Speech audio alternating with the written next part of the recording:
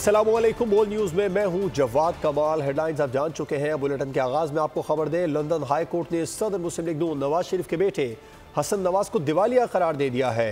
हसन नवाज को बरतानवी हुकूमत के टैक्स रेवेन्यू डिपार्टमेंट में टैक्स अदा न करने पर दिवालिया करार दिया गया। हसन नवाज से मुतालिक केस 25 अगस्त 2023 को फाइल किया गया था। नवाज शरीफ के साहबजादे हसन नवाज की कंपनी दिवालिया। लंदन की अदालत ने फैसला सुना दिया। हसन नवाज को बरतानवी हुकूमत के टैक्स रेवेन्यू डिपार्टमेंट के टैक्स अदा न करने पर दिवालिया करार दिया गया है। हसन नवाज को 2023 के केस नंबर 694 में दिवालिया करार दिया गया है। केस बरतानिया के HMRC की जानिब से फाइल किया गया था। हसन नवाज से मुतालिक केस 25 अगस्त 2023 को फाइल किया गया था। हसन नवाज की बैंकरप्सी के हवाले से एक ऑर्डर बरतानिया की एक ऑफिशियल वेबसाइट पर शाया किया गया, जिसमें उनके लंदन के घर का एड्रेस भी मौजूद है। ऑर्डर में लिखा गया है कि वो एक कंपनी के डायरेक्टर हैं, जिस पर उनकी रिहाइशगाह का एड्रेस भी देखा जा सकता है। कानूनी माहिरीन के मुताबिक जब आप डिमांड किए गए टैक्स की रकम अदा नहीं कर सकते तो फिर बैंकरप्सी के लिए केस फाइल करते हैं। और बानी PTI एस्टेब्लिशमेंट से मुज़ाकरात करना चाहते हैं। तहरीक इंसाफ के लोग डबल एजेंट बने हुए हैं। हमारी तरफ से मुज़ाकरात की पेशकश मौजूद है। वज़ीर दिफा ख्वाजा आसिफ की सियालकोट में मीडिया से गुफ्तगू। बोले कि डू और डाई का मसला है तो अपने बच्चे भी एहतजाज के लिए लाएं। वज़ीर आला खैबर पख्तूनख्वा की क़यादत में तहरीक इंसाफ 2 मरतबा वफाक पर हमलावर हुई। अली अमीन गंडापुर दोनों बार कारकुनों को छोड़कर भागे। सारे रंगबाज हैं समेत उसके जो है इमरान खान के। मैं सिर्फ एक रिक्वेस्ट करना चाहूँगा कि इतना ये डू और डाई वाला के मसला बना हुआ है तो इमरान खान के तीनों बच्चे भी आए, लीड करें। शमशीरगान है इमरान खान साहब की, वो भी अपने बच्चे से लाएं, उनको कहीं लीड करें, आगे लगाएं जुलूसों को, लोगों को पता लगे कि ये लोग जो है इनकी स्टेक्स कोई है, इनका कुछ दाव पे लगा हुआ है। इस दफ़ा भी आएंगे तो इंशाल्लाह ताला जो पहले 2 हमला जो है वो उन्होंने किए और जिस तरह वो शिकस्त खा के गंडापुर सब फरार हो गए, जो लश्कर था उसको बेयारों मददगार छोड़ के। मुल्क पर डिजिटल दहशतगर्दी के लिए बैरून मुल्क से फंडिंग हो रही है। जब भी इस्तेहकाम आता है तो मुल्क दुश्मन अनासिर जलाओ घिराव करके इंतशार पैदा करते हैं। IPP रहनुमा ओन चौधरी की न्यूज़ कॉन्फ्रेंस कहा, एक सियासी जमात मुल्क पर इंतशार पैदा करना चाहती है। तर्जुमान हुकूमत सिंध बैरिस्टर अरसलान इस्लाम शेख बोले, ये लोग अमरीका के खिलाफ बातें करते थे, आज उसी की गोद में जाकर बैठ गए हैं। कहा जा रहा है कि डोनाल्ड ट्रंप बानी PTI को आज़ाद करवाएगा। चेयरमैन उलमा काउंसिल अल्लामा ताहिर अशरफी ने कहा, मुल्क में अनारकी फैलाने वाले मुल्क दुश्मन हैं। एक तबके का काम ही बदअमनी फैलाना है। हमें आज़ादी इज़हार राय से कोई मसला नहीं, हमें उनसे मसला है जो गैर कानूनी काम कर रहे हैं। इस्लामाबाद पर यलगार करने का ऐलान कर देते हैं। कौन कहाँ से उनको फंड कर रहा है, बाहर बैठते हैं, यहाँ पे हमारी अफवाज पाकिस्तान के खिलाफ ऐसी कैंपेन चलाते हैं, क्योंकि पाकिस्तान अब तरक्की की तरफ गामज़न है। पाकिस्तान की अवाम अब मजीद बेवकूफ़ नहीं बनेगी। उनके यूटर्न्स आज सबके सामने हैं। यही वो बानी PTI हैं जिन्होंने एक बहुत बड़ा पर्चा उठा के कहा था कि ये इंटरनेशनल साजिश अमेरिका ने की है। आज वही बानी PTI के कारिंदे, वही बानी PTI अमेरिका की गोद में जाके, पाँवों में जाके बैठ रहे कि मेहरबानी करो, हमारे लीडर को रिहा कराओ। वो तबका जिसको अल्लाह ने इल्म भी दिया है, उनको क्या तकलीफ हो रही है? इस मुल्क के अंदर इंतशार पैदा करने वाली वेबसाइट्स और ऐप्स पर पाबंदी लगे। मुझे मसला अपने उस नौजवान का है कि जो इन वेबसाइट्स पर रसाई इख्तियार करता है मुख्तलिफ गैर कानूनी जराए से। 26वीं तरमीम पर इख्तिलाफ था, इसलिए 1 माह तक मुज़ाकरात हुए। अवाम के लिए हुकूमत को पायदार इक़दामात करने पड़ेंगे। नैब कानून के मुताबिक हर शहरी पैदाइशी मुजरिम तस्वुर किया जाता था। सरबराह JUI मौलाना फजलुर रहमान की पेशावर में मीडिया से गुफ्तगू कहा कि बलूचिस्तान में अमन अमान की सूरत हाल अबतर है। बलूचिस्तान में हुकूमत की रिट नज़र नहीं आ रही। 26वीं तरमीम पर हमारा कितना बड़ा इख्तलाफ था, लेकिन हमने 1 महीने से ज़्यादा मुसलसल मुज़ाकरात किए। इस पर भी हुकूमत को नज़रसानी करनी चाहिए। ये रविश हमेशा नापायदार रहती है।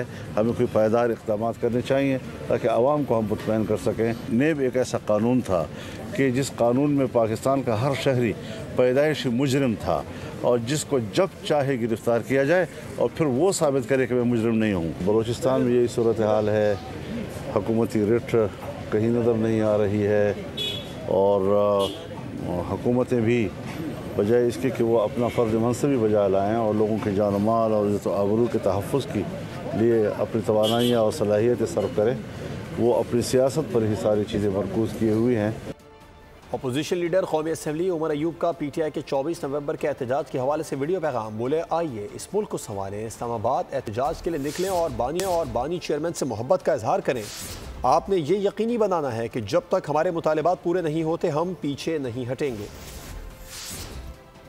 वक्त आ चुका है, वज़ीर आज़म इमरान खान साहब की पुकार आ गई है। अभी आपने लबैक कहना है। चौक दर चौक आप निकले, इस्लामाबाद की तरफ निकले और अपना मोहब्बत का इजहार करें वज़ीर आज़म इमरान खान साहब के साथ। और ये आपने प्रूव करना है, इस चीज़ को आपने अमली जामा पहनाना है कि जब तक हमारे मुतालबात पूरे नहीं होते हम लोग पीछे नहीं हटेंगे।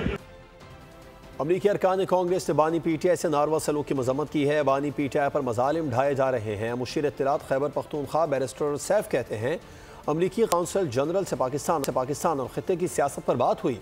ख्वाजा आसिफ फिक्स न होते तो जेल में होते। बानी और दीगर क़यादत जेल में है तो NRO किस बात का? NRO वो मांगते हैं जो 10 साल तक सऊदी अरब में रहते हैं। वज़ीर आज़म की ज़ेर सदारत नेशनल एक्शन प्लान पर एपेक्स कमेटी का इजलास आज तलब कर लिया गया, जिसमें अहम फैसलों की मंजूरी का इम्कान है। एपेक्स कमेटी का अहम इजलास वज़ीर आज़म हाउस में होगा, जिसमें army chief general Asim Munir, DG ISI और दीगर इंटेलिजेंस इदारों के सरबराहान शिरकत करेंगे। ज़रा ने बताया, इजलास में दहशतगर्दी के खिलाफ अब तक किए गए इक़दाम पर ब्रीफिंग दी जाएगी। इजलास में अमन ओमान की मजमूई सूरत हाल, इंसदाद दहशतगर्दी के कौमी एक्शन प्लान पर अमल दरामद, विफाक और सूबों के दरमियान कोऑर्डिनेशन बेहतर बनाने, इंटेलिजेंस मालूमात की मौसर शेयरिंग पर भी गौर होगा। खैबर पख्तूनख्वा और बलूचिस्तान में दहशतगर्दी के बढ़ते वाक़यात की वजूहात का भी जायज़ा लिया जाएगा। अमीर जमात इस्लामी हाफिज़ नईमुर रहमान ने कल्लात में दहशतगर्दी के वाक़े की मज़म्मत करते हुए दहशतगर्दी पर काबू पाने के लिए संजीदा इक़दाम का मुतालबा कर दिया। कहा, मुल्क में अमन अमान की सूरत हाल ख़राब है। बाजोड़ में जमात इस्लामी के रहनुमा को शहीद किया गया।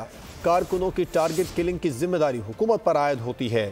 पाकिस्तान बदअमनी का मुतहम्मिल नहीं हो सकता। जब ये कहें कि महंगाई कम हो रही है तो ये झूठ बोल रहे होते हैं। हमारी हुकूमतों की ये जिम्मेदारी है कि हमारी सरजमीन और हमारे अवाम किसी की प्रॉक्सी का शिकार नहीं होने चाहिए। पाकिस्तान में सलामती और पाकिस्तान के जो बड़े बड़े मसले हैं, उन मसलों पर जब तक हम इकट्ठा नहीं बैठेंगे और ये हुकूमत की जिम्मेदारी है कि वो ये काम अंजाम दे, तब तक ये बात आगे नहीं बढ़ सकती। हमारी मईशत के बारे में एक वो नैरेटिव है जो गवर्नमेंट बयान करती है कि स्टॉक एक्सचेंज बहुत आगे जा रहा है, हमने इन्फ्लेशन खत्म कर दिया है, महंगाई कम हो रही है, लेकिन ये सब कहां हो रहा है? अवाम पर क्या फर्क पड़ रहा है? क्या पेट्रोल की कीमत इन्होंने कम की? क्या बिजली के बिलों में कोई कमी की? किसी गरीब आदमी को भी आला क्वालिटी की तालीम मिलने का कोई इम्कान पैदा हो गया है मुल्क में? मुल्क की मईशत मुस्तहकम हो रही है। हुकूमती इक़दाम से मईशत दुरुस्त समत पर गामजन है। वफाकी वज़ीर ख़ज़ाना मोहम्मद औरंगज़ेब की news conference.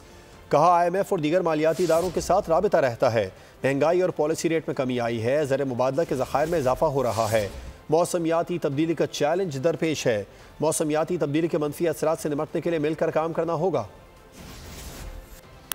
This is Pakistan's program, which is being helped, supported, assisted, funded by the IMF. इसी वजह से जो पिछले हफ्ते जो ये फ़ंड का मिशन भी यहाँ आया, इन्फ्लेशन जो है 38% से 7% पे आई, उसके बेसिस पे पॉलिसी रेट 22% से 15% पे आया। और अब तो जो इंडस्ट्री को सोचना चाहिए वो तो ये है कि वो काइबोर के बेसिस पे आगे चल रहे हैं, जो 13% से नीचे आ चुका है। फॉरेन एक्सचेंज रिजर्व है वो 2 हफ्ते की इंपोर्ट कवर पे रह गए थे, वो 2.5 महीने की इंपोर्ट कवर पे आ चुके हैं। अगर हमने इन चीज़ों को, which is population and climate resiliency, इनको हम साथ साथ ना लेकर चले कि आप इन टॉपिक्स पे उसी अर्जेंसी के साथ ये मीटिंग्स कॉल करें। दफ्तर खारजा ने अंग्रेजी अखबार में वजारत खारजा से मुतालिक खबर मुस्तरद कर दी है। तर्जुमान दफ्तर खारजा ने कहा कि अखबारात के एडिटर्स से बात की जाएगी, इदारती मयार सहाफ़ती इक़दार के मामले पर बातचीत की जाएगी। वज़ीर इत्तलात पंजाब ने भी अंग्रेजी अखबार के आर्टिकल को गलत करार दे दिया। आर्टिकल में IMF के बारे में गलत तासुर दिया गया है कि वो पंजाब के पहले सहमाही के खसारे पर परेशानी का शिकार है, जबकि IMF ने तस्लीम किया है कि पंजाब हुकूमत का पहली सहमाही के अख्ताम पर तकरीबन 40 अरब रुपए का सरप्लस था, जिसके बाद वफाकी वजारत ख़जाना ने अपने एदाद शुमार दुरुस्त किए। उन्होंने वाज़ेह किया कि हुकूमत पंजाब ने किसी भी UAE के फ़ंड में सरमायाकारी नहीं की, इसलिए इस मौजू पर हुकूमत पंजाब के ओहदेदारों के साथ IMF के इजलास में कभी भी बात नहीं हुई। ये रिपोर्टिंग सहाफ़ती मयार और सहाफ़ती उसूलों के खिलाफ है। दिफाई नुमाइश आइडियाज़ 2024 की तैयारियां उरूज पर पहुंच गई हैं। कराची एक्सपो सेंटर में 19 नवंबर से आगाज़ होगा। वज़ीर आज़म शहबाज शरीफ इफ्तिताह करेंगे। 55 मुल्कों से 550 से ज़ायद कंपनीज स्टॉल लगाएंगी। ट्रैफिक प्लान भी जारी कर दिया गया। तफसीलात इस रिपोर्ट में। 12वीं international defence exhibition and seminar expo centre Karachi में तैयारियां हतमी मराहिल में दाखिल। डिफेंस एक्सपोर्ट प्रमोशन ऑर्गेनाइजेशन के ज़ेर एहतमाम दिफाई नुमाइश 19 से 22 नवंबर तक जारी रहेगी। दुनिया के 55 ममालिक से 550 से जायद नुमाइश कुनिंदगान स्टॉल्स लगाएंगे। नुमाइश का इफ्तिताह वज़ीर आज़म शहबाज शरीफ करेंगे। तुर्किया और चीन भारी हरबी आलात के साथ शिरकत कर रहे हैं, जिनके लिए नुमाइश में 2 हॉल मुख्तस किए गए हैं। ईरान, इटली और बरतानिया पहली बार नुमाइश में शरीक होंगे। नुमाइश के सिलसिले में स्टेडियम रोड को खैर मकदमी बैदर से सजा दिया गया। नुमाइश के पेश नज़र एक्सपो सेंटर के अतराफ मैनेजमेंट प्लान भी तरतीब दे दिया गया। सुबह से शाम 7 बजे तक सरशाह सुलेमान रोड और यूनिवर्सिटी रोड ट्रैफिक के लिए बंद रहेंगे। हम कब तक के इलेक्ट्रिक की सब्सिडी का बोझ उठाएंगे? मुल्क में सबसे महंगी बिजली के इलेक्ट्रिक की है। इदारे के हवाले से शिकायत भी बहुत हैं। वफाकी वज़ीर तवानाई अवैस लगारी की बोल के प्रोग्राम तब्दीली में गुफ्तगू और उन्होंने खुशखबरी दी कि चंद माह में बिजली की कीमतें कम होंगी। जहां चोरी होगी बस वहीं लोड शेडिंग हुआ करेगी। ओवर बिलिंग में बड़ी हद तक कमी आई है। ओवर बिलिंग कतई काबिल कबूल नहीं है। बेहतरी केई को लाना पड़ेगी, क्योंकि हम लोग उसका बोझ कब तक उठाएंगे। शिकायत केई के सिस्टम में बहुत आ रही हैं।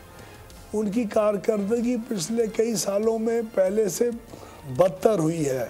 जो बिजली की कीमत उनकी होनी चाहिए उसे 170 अरब रुपए बाकी मुल्क की कीमत से उनकी महंगी है। हम तकरीबन 8 से 10 रुपए फी यूनिट बिजली की कीमत के अंदर कमी करके पाए तकमील तक पहुंचाएं। अगर कुछ ट्रांसफार्मर के जो आगे कनेक्शन वाले हैं वो अगर चोरी करते हैं तो हमें ट्रांसफार्मर की मीटर से पता चल जाएगा और सिर्फ उन तक बिजली को रोका जाएगा और उनको नई बिजली दी जाएगी। ओवर बिलिंग कतन काबिल कबूल नहीं है, जिस तरह बिजली चोरी भी नहीं है। पंजाब में बढ़ती फ़ज़ाई आलूदगी के बायस मुतासरा केसेस में इजाफा होने लगा है, जिसके बाद सूबे में 24 घंटों के दौरान हज़ारों केसेस रिपोर्ट हुए हैं। पंजाब भर में स्मोक से मुतासर अफराद की तादाद बढ़ने पर तिब्बी माहिरीन ने पंजाब हुकूमत को स्मोक के खात्मे के लिए 10 साला पॉलिसी बनाने की सिफारिश की है।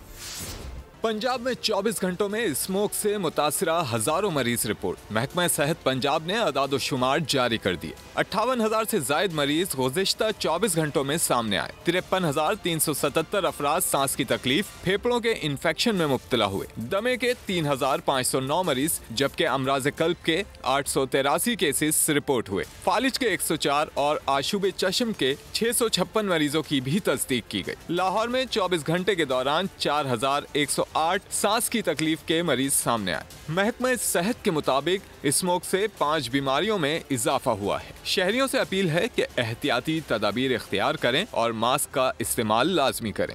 मुल्क भर में सर्दी की शिद्दत में इजाफे के बायस शहरियों ने ड्राई फ्रूट शॉप्स का रुख कर लिया है। शहरियों का कहना है कि महंगाई के बावजूद अहले खाना की फरमाइश का भी ख्याल रखना ज़रूरी है। बिहाड़ी से हमारे नुमाइंदे शेख अदनान हमारे साथ मौजूद हैं, उनसे बात करेंगे। क्या मौक़िफ़ सामने आ रहा है शहरियों का महंगाई के हवाले से?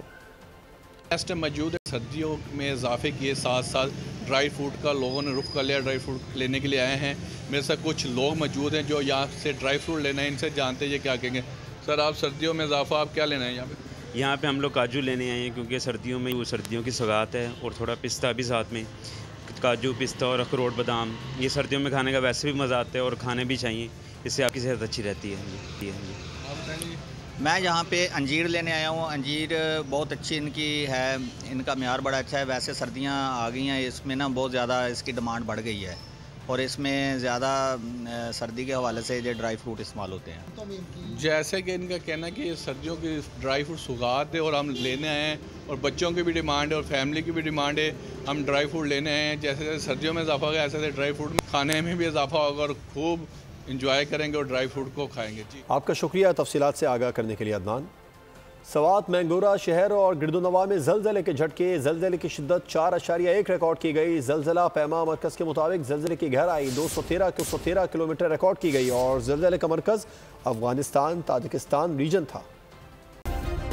सब्सक्राइब करें और बेल दबाएं ताकि कोई खबर रह न जाए।